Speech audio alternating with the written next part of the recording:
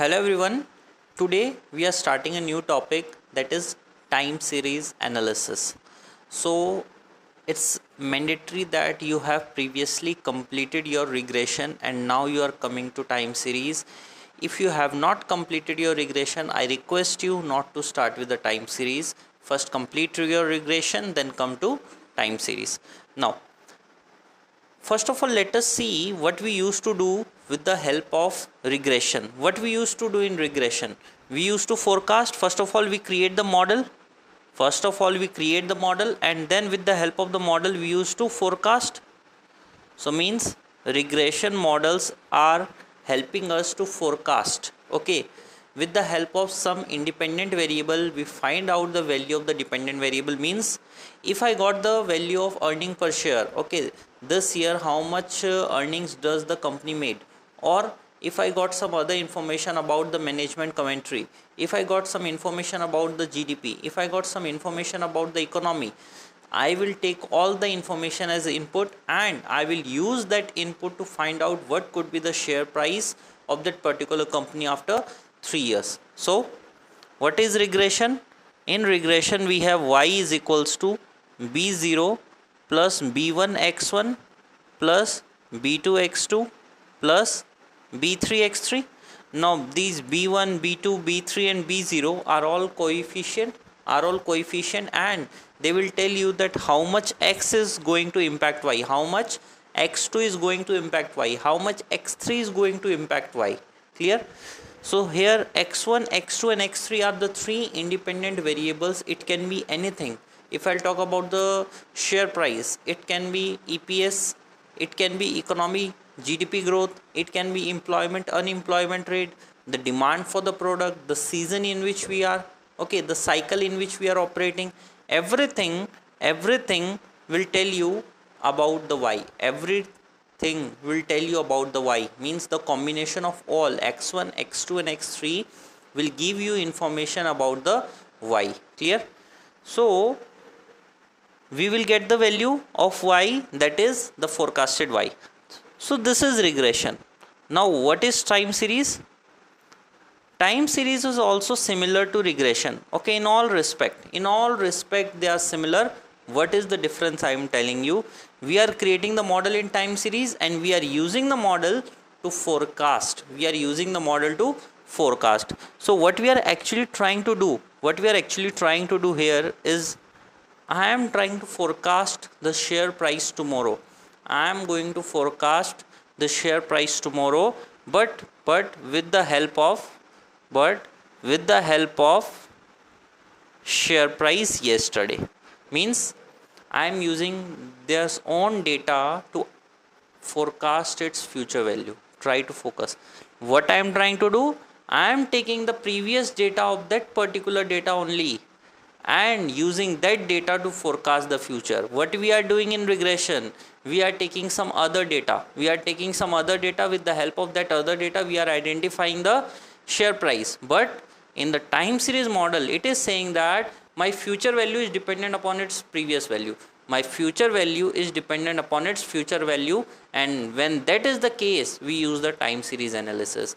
When you are using its own previous value, we use the time series analysis. When you are using some other values, we use the regression model. Clear? But when we are doing the time series analysis, somewhere regression will also come into play. So hopefully you got the theme. This is your model. Now this is your yesterday's price. Put that yesterday price and forecast the tomorrow's price, or put the today's price, forecast tomorrow's price. Means there is a 1 day gap. Now it can be like this as well.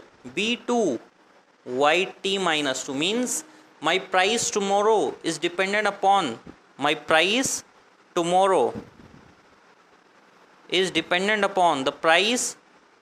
today and yesterday. My price tomorrow is dependent upon the price today and yesterday, or it can be 1 day before yesterday as well. So you have to create the model which suits you the best. Just like When you are forecasting the y in regression model, you take x1, x2 and x3, whatever is necessary. Means here you need to be parsimonious, means you need to ensure the complexity as well as the benefit out of it. You need to ensure the complexity as well as the benefit out of it. Don't make your model more complex. Don't make your model more complex. Try to keep it simple. Try to keep it simple. So this is our time series analysis. Now just like we have assumptions in our regression model, we have assumptions in time series model. Okay, if you remember some of the assumptions of the regression model, the data must not be multicollinearity. Okay, there should not be any multicollinearity. Then independent, the error term must be independent. Then the expected value of the error term is 0. No heteroscedasticity. I want my data to be homoscedasticity. Clear? Just like in the time series, it also have one basic assumption, and it needs that the data must be stationary. What it wants? It wants data to be stationary. It wants data to be stationary. This is the basic assumption.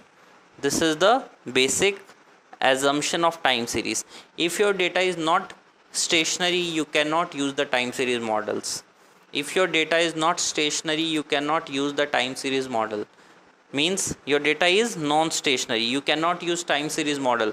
So what you have to do, you have to convert your non-stationary data into the stationary data. You need to convert your non-stationary data into the stationary data. Okay, I will discuss further what is stationary, what is non-stationarity, but just for the time being, just for the brief introduction about the time series, I am telling you what you will find out in the chapter, so that the chapter will become very simple and very easy for you. So first of all, you have the data. How the steps will start? You have the data. Identify whether it is stationary or not. If it is stationary, create the model, use it for forecasting. If it is not stationary, convert the data into stationary. Then create the model, then use it for forecasting. Clear? So first of all, you need to check whether your data is stationary or not. So we have 3 different methods of checking that whether my data is stationary or not. One is by chart. Plot the chart of the data, you will be able to identify. Then we have a proper test, that is Dickey-Filler test, and the third one is that we can plot ACF and PACF. I am not digging inside each and every term. This is just I am giving you a brief that what we are going to do. Clear? Now, if you can identify the data is stationary, create the model, forecasting. If it is not, first of all make the data to stationary. First of all, make your data to be stationary. Now, what is the meaning of the word stationary? If I will talk about the word stationary, it came from the word physics. In physics, we talk about something which is stationary, something which is still.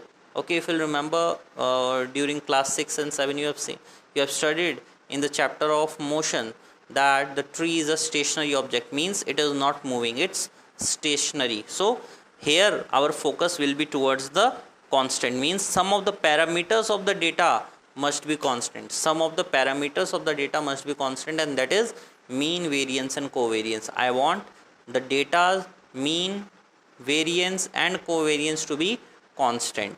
Means if I have a data of 100 days, I want the mean, I want the covariance, I want the variance of the whole data to be constant. Clear? Then I will call that particular data set as stationary, otherwise it is non-stationary. Clear? Now, if your data is non-stationary, you need to convert it into a stationary data set. How you will do? There are 2 possible methods.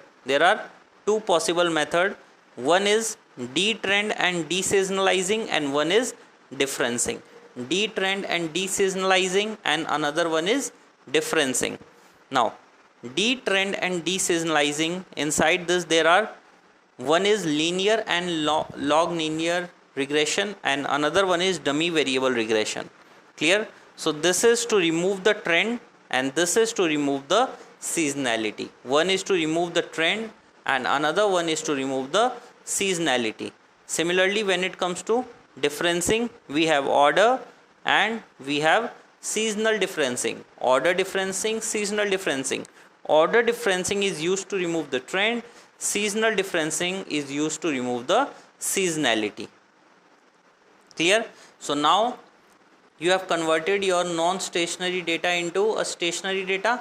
Now you can create the model. How we create the model? We create the model with the help of ARMA. We create the model with the help of ARMA. Clear? What is ARMA? Everything will be discussed later. Now, most important thing, the error term.